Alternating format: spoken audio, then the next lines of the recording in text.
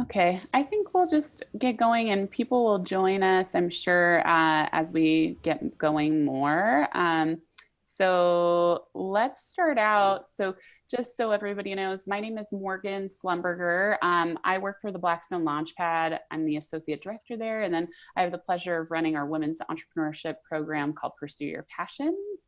Um, and we heard some really lovely things about what Paisley Taylor is doing with her business, Create Art Bar, in this really strange, unprecedented small business environment that we're living in. So, Paisley, thank you so much for joining us.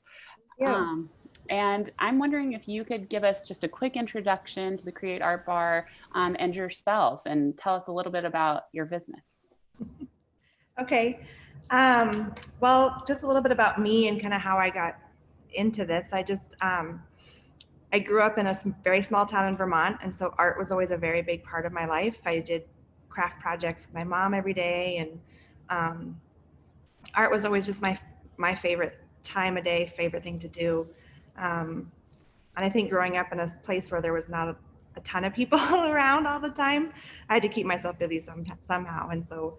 Um, Art became a big part of it. And so I grew up just with that kind of creativity and creative mindset.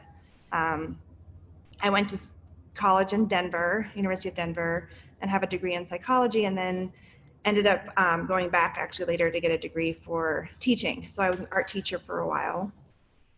Um, and I also helped my mom open up a fiber art studio in Colorado where we did weaving and knitting and crocheting, and we taught classes. We had a retail space. And so that was kind of my first step into entrepreneurship, kind of with my mom, and we ran the business together for a while. Um, and then, like I said, I was an art teacher for a little while, and so that got me back into more the studio arts and painting and things like that, and really wanting to keep that as a big part of my life. Um, and then I had 3 kids. So I took a break from everything for a while and was a stay-at-home mom for about the last 9 years. And all the while kind of having this idea in the back of my head of this art studio that I wanted to create. We moved to Montana a little over 8 years ago. Um, and so I'd had this, kind of thought when we lived in Colorado, and then it wasn't going away. And I knew I needed to have some sort of an art studio, DIY workshop space that was open for other people. But I didn't want a space that was an art class or that felt too much like a studio. I wanted it to be something that was accessible for everybody, and not intimidating for anybody that, quote unquote, thinks they're not creative or not an artist.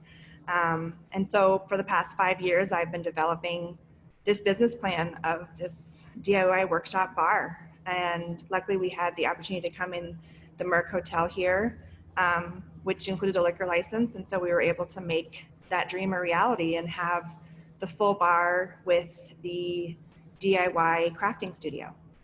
Mm, awesome. Okay. And um, so right now, how's it been going? How's it been going for you? Well, it's been interesting. I mean, we were certainly watching it for a while to see kind of what was going to happen. Um, we're a business that kind of thrives off social interaction. And we created a space that we want a lot of people to come into and be together. And so we were just kind of like, okay, what's going to happen? Are we going to have to close our doors? Um, we made the decision on kind of the same day that the county decided to close bars, that we were like, okay, we need to just close up for a while and see what's going to happen. One part of my business plan that was always supposed to come kind of in about a year from now was to do take-home kits and Mm, to supply that for people. And but we wanted to be up and running at the location first, and then start working on some kits. And so we pivoted pretty quickly and just said, okay, let's get some kits out. And I talked to a couple of my employees, and one of them came in and helped me kind of get started in photographing everything. And yeah, we just started doing take-home kits for people to do at home that we could sell either by picking up. We do right now. We're not doing any more pickup. We're just doing local delivery, um, and then we ship as well. So we'll ship anywhere in the U.S. I even shipped a couple to Canada.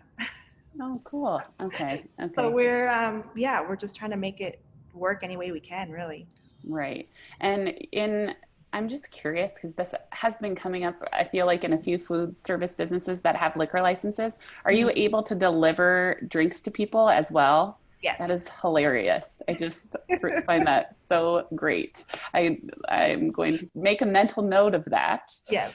Okay, so you can order a cocktail and an art kit that can be delivered to your door if you're in Missoula. Is that the Yeah, idea? not doing cocktails, but we're doing beer and wine. Beer and So wine. Okay. just basically whatever we have that we sell it in the same way it came to us. So we've got a pretty big selection of wine and some beers that we'll deliver. Okay. I can't remember what I had a minimum, but I do have a little bit of a minimum on like bringing one beer to somebody is a little hard, but Oh, order a couple and we'll come to bring it to your doorstep. So. okay. Okay. And so what were some of the first steps that you took to serving customers? You already had that lined up in your business plan. How did you know like what platform you were going to use to shift everything online? How did you figure out some of that technology? And then how did you communicate it? So we've been using Squarespace, and we already had an online store that we used for our workshops. When we do workshops, people pre-register, they pay ahead of time, and they basically purchase everything through online. So we had the store set up already. We just hadn't done actual physical items on there yet. It was all kind of more services that you were signing up to come in at a certain time. So I was able to get that up and running pretty quickly, and it was the photographing, and one of my lead bartender is a photographer, so she came in and helped me out, and did all of our initial photography for the kits that we were going to put together. And so I was able to get those up pretty quickly and get that kind of figured out. I had to change some of the things about offering shipping, and I still had to go in and do a lot of adjustments on. I had no idea what to charge for shipping, and so I've had to adjust that a little bit as we've been shipping things out. And Sure.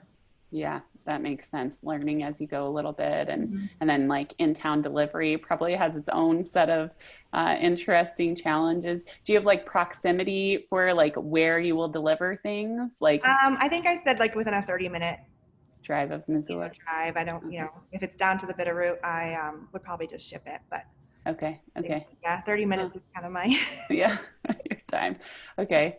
And so we've learned a little bit about how you're still serving customers, like shifting that online. Have the orders been okay, like in this time? I would think like, I'm just curious because of the art seems to be like a pastime that I've been seeing a lot on Instagram from people right now. So have people been really grateful? Is that the reception you're getting? It has been really good. I mean, and we've been delivering several kits each day. We also did we have it next week. We have a virtual embroidery class coming up. Cool. So those I shipped out, and I've also done a lot of in-town deliveries. And that's in a collaboration with a local artist, Robin from DGAF Embroidery. And so we've done a couple classes here with her, and she reached out to me and said, why don't we do a virtual one? And so we're going to do it on Zoom, and that went really well. I think we have 13 people signed up for that class. Awesome. That'll Okay. happen next week. That'll be our very first like virtual workshop, and we'll see how it goes. Yeah, that's awesome. Okay. And so Zoom will be the platform you're choosing to use for that. But Yeah. you're using Squarespace still to register people for the course. Is that okay? Correct. Great. That's our website platform that we Okay. use. And so yeah, we've sold a lot of those embroidery kits and stuff. I see one question. It's not too late. I have a couple kits left. As long as it's local delivery, I think it's too late to ship, but Okay. yeah. Okay. Awesome. Okay. How has it been with this rapid transition to social distancing? How has it been for your employees, and what is that looking like for your business?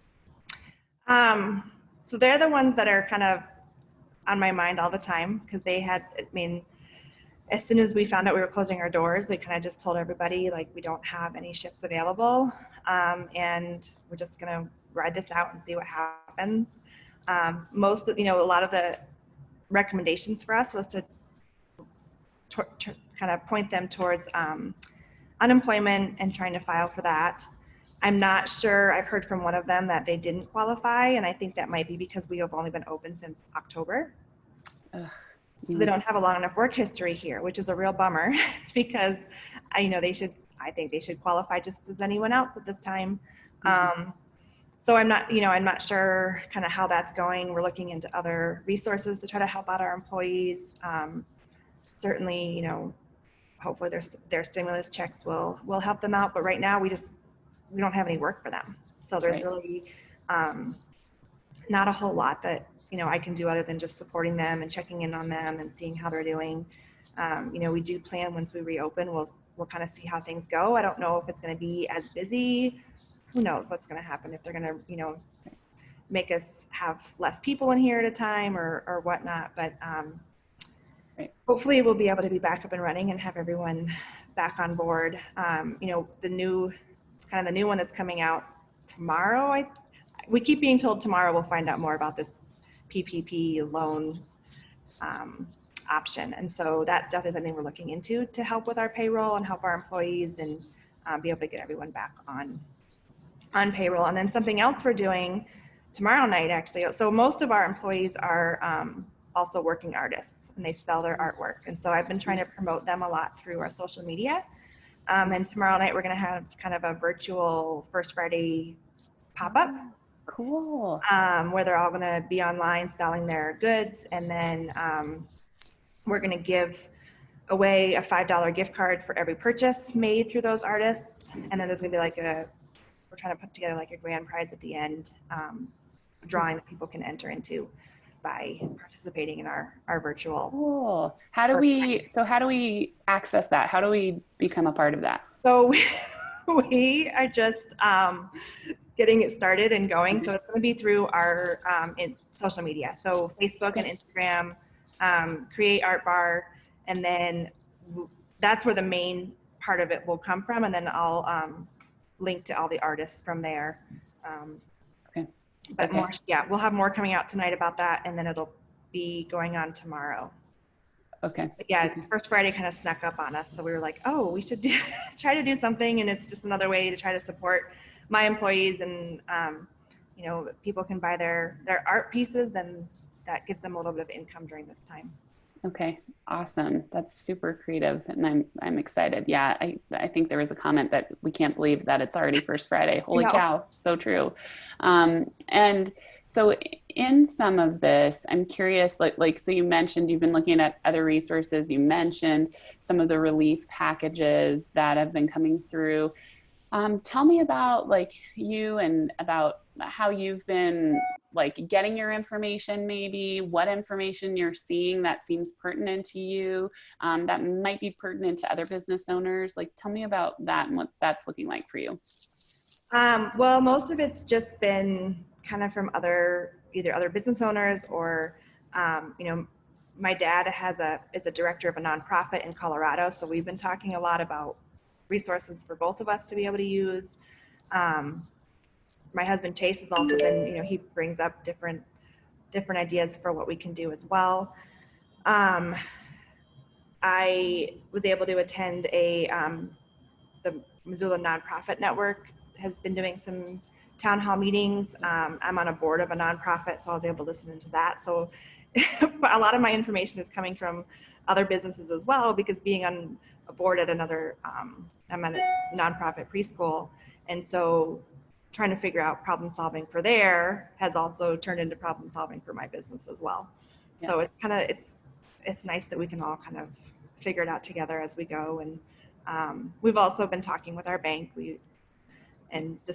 it's a hard time for everyone. Everyone's kind of like, we don't know, we're just getting information as it comes to us, and it's not the whole story at once. Right. Okay. And so the bank, well, I won't make you answer that. I'm curious. We've been talking to a lot of people, and the number one thing that that we say time and time again out of all the information that's coming is visit with your banker, and also visit with the local SBDC, the Small Business Development Center there, who are administering those relief loans, and visiting with the banker. They should be up on their information about the SBA relief loans. And then for any loan deferment, that's what we've been talking a lot about. And yesterday, the Accelerate Montana Rural Innovation Initiative hosted an event, a similar live event about the CARES Act and what that's going to look like for businesses. So there's a lot of information coming quickly on how we can support people and what unemployment's looking like for employees. It's probably hard to get through as a business owner because there is so much. It is. There's a lot of information out there, and there's definitely still some questions that are unanswered, and people don't really know what to say yet. And I think, from what I understand, the PPP tomorrow is kind of the day that it starts, or could start. And so, we've been working with our bank and just talking to them and figuring that out. And Good. We've been working with the Bank of Montana for years now, but for this project, and they've been really great at giving us information as they have it. But yeah, good.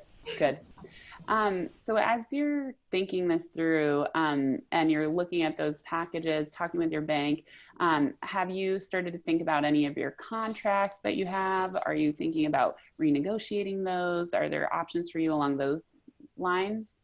Well, the first thing we did, even before we shut down, was we talked to our property manager, because we were thinking about closing our doors even before the county issued the ordinance, but we also have a lease that says we have to be open 6 days a week.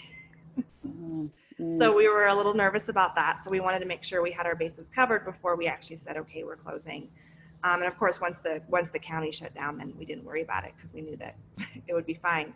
And our landlords have actually been really, really great. They're in the same situation too. They're just taking information as they come, and it kind of all trickles down, it seems, because they've got mortgages to pay and we've got rent to pay, and it's hard to navigate how that's all going to work. But they have deferred our base rent payments for 2 months, which will go on the end of our lease. But we're able to kind of negotiate that for some relief for the next 2 months. Good. Which I think has really helped. I don't think we'd be able to do this if they didn't do that for us. Most of the businesses in the building are shut down or going to just take out delivery food. And so that has definitely really helped us to be able to see kind of light at the end of the tunnel, that we have that relief there. Yeah, really good. And hopefully those landlords, like in general, like it sounds like you have really flexible landlords who are up on their stuff. I know there are some offers for businesses that they can defer, should be able to defer some of their mortgage payments, or if it's a personal mortgage payment, we've also been talking with people, like if your personal income is going to be affected by all of this, you can look to your bank for personal mortgage deferment as well. So hopefully there is some good trickle down that's happening, and I'm really glad to hear that's happening for you. Hallelujah. We hope so. Yes, and that's the other thing about being self-employed, is kind of just wondering where that comes from in terms of a paycheck for us, because we're not on payroll. We're self-employed people, and from what I gather, the PPP does allow for some entrepreneurs and solo entrepreneurs and subcontractors. So that should help us all out. Okay, that's lovely. And then maybe what are some things that have surprised you in a positive way as you've started to navigate this new environment? Like, is there anything that has kind of pleasantly surprised you as this kind of time of turmoil has come upon us so suddenly? It's kind of a surprise, but it's also not, because we live in an amazing community. But just the way that all the small businesses have come together and promoting one another and sharing each other's products and what we're doing is really amazing. And I think for me, Missoula is like the perfect place to have a small business. At least right now, everyone's been really supportive, which I think is really great to see, because in a lot of situations we would be competition. But it's more about just getting through this together, and seeing different, retail stores promoting each other, and same with the restaurants, is really kind of amazing to see. And I hope that continues even after this is over and we can all be back open again, that we can all work together. And I think the community support has been kind of the most positive thing to come out of this, and hopefully that continues. That's really lovely. I'm going to ask you one more question, and then I think we're going to turn to the chat box. So if you're listening and you have questions for Paisley, please post them in the chat. Paul's going to review that and answer them as they come in. So please don't hesitate. We love your questions. So if you, Paisley, were looking at giving some advice to other entrepreneurs who are facing like closing their doors in a similar way, I mean, you've made some really interesting pivots in your business plan and business model. What would you recommend to other entrepreneurs out there in maybe other industries or food and service sector? What do you advise them? What are some things? I don't know. I kind of go back to that creative thinking, and I think there's just ways that we can change things and make things work. You know, the live aspect and the fact that so many, I look at fitness classes, they're going online now and doing classes that you can take in your home. And I think just that kind of out of the box creativity that we can make things work right now. And I just think doing what we can, and, you know, it's not business as usual. I think there was a quote I saw that was like, not business as usual, it's business as best we can right now. Mm-hmm. And I always try to think positively. So I'm trying to, there's light at the end of the tunnel. This isn't going to go on forever. As long as we can stick it out through this point. You know, I was talking to Chase the other day. I said, well, we can always look back and say, well, we made it through coronavirus. So this business is going to be okay. Right. Yes. So true. And like business as unusual or life as unusual, we all just have to persevere. It's so true. And how, like, in addition to the advice, like, how would you advise, like, how do you stay positive? How, like you said, I'm trying to stay positive. What are you doing to stay positive? I don't know. I think just doing what I can do. I think I just, you know, there's certainly times right now when I don't think positively, and it's like just going, you know, kind of into the negative direction. But I just really try to keep it upbeat and to keep thinking that, you know, we will get through this. A lot of it also has to do with just believing in my business plan and believing that this is going to work. You know, this is certainly not an ideal situation after 5 months of business to then have to shut your doors. But just knowing that what we're doing is working, and it will be back on track soon, I think, is what I go for. You know, there's a couple other businesses around the country that are like mine with the DIY workshop model. With, you know, we work off of a menu where you can do whatever you want, whenever you want. And actually one of them has reached out to me and talked to me through Instagram, which was really nice. She started doing kits and I started doing kits. And so that's just kind of helped too, is have a community of like-minded people to reach out to and know that, and also just knowing that we're all in this together. You know, like I said, the Missoula community is amazing. The other day I came in and there was someone came around town and put hearts on everyone's doors. So that was kind of nice to come into one day. Okay, good. Paul, I see you. Yes. Yeah. Yeah, I was going to say to continue the positive theme. The questions are all very positive about the changes in your business model, Paisley. So people really want to know how to get engaged with this. So one, these are all sort of related. So I'll ask all three, and then you can sort of respond. People want to know how to order the drinks. They want to know if it's too late to sign up for the digital embroidery class, and also where they can essentially find the link for your First Friday virtual pop-up event, which is awesome. So I think just let people know where to find out about all the cool stuff you're doing.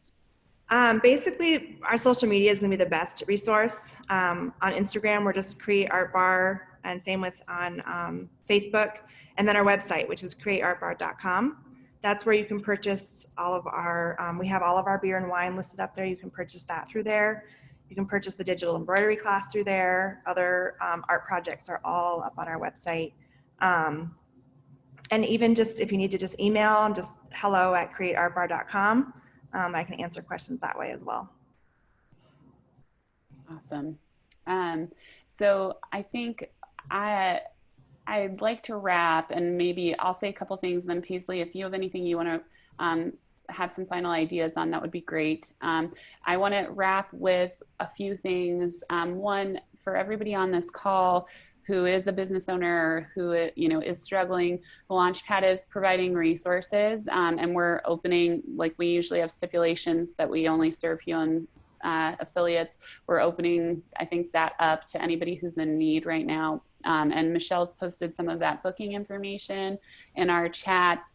In addition, and we're really strategy oriented people, so we can help you think about these creative solutions that Paisley's using, for example, with her business. Like, how are you thinking about making a pivot for yours? Then in addition, we're also a conduit to some of the resources that were mentioned today. So, a lot of the relief things that are coming through, we have partners in the community who are working on that. And I think that notion of checking in with your banker, both personal and professional, is so powerful, because they are really on the front lines getting a lot of the information, as well as the small business development advisors. So I'd really encourage anybody on this call who works with entrepreneurs or who is an entrepreneur to point people in that direction. And then finally, we do have a COVID-19 resource page on our website, and we're in the throes of updating that. We update it frequently when new information comes out. So feel free to tune in there. Paisley, what, if anything, would you like to end on? What note would you like to end on? I don't know. I think we just did it, just kind of directing to, social media. I think this is a time when, we can buy gift cards, we can order to-go stuff from different restaurants around town and really support the local community, which, like I already said, it's been amazing. Instead of, going to Amazon or the other ones that are super easy to get to your house. It's nice to support local.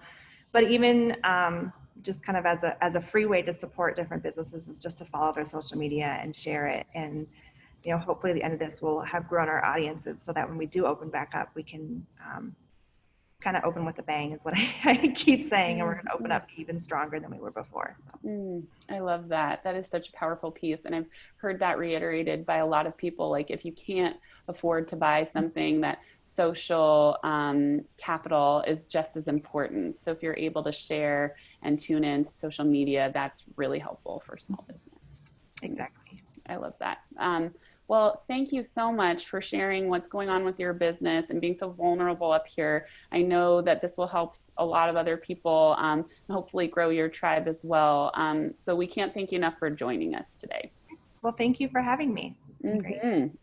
Okay, well, hopefully we talk soon, and thanks to everybody for joining the call. Yeah, thank you. Okay, bye.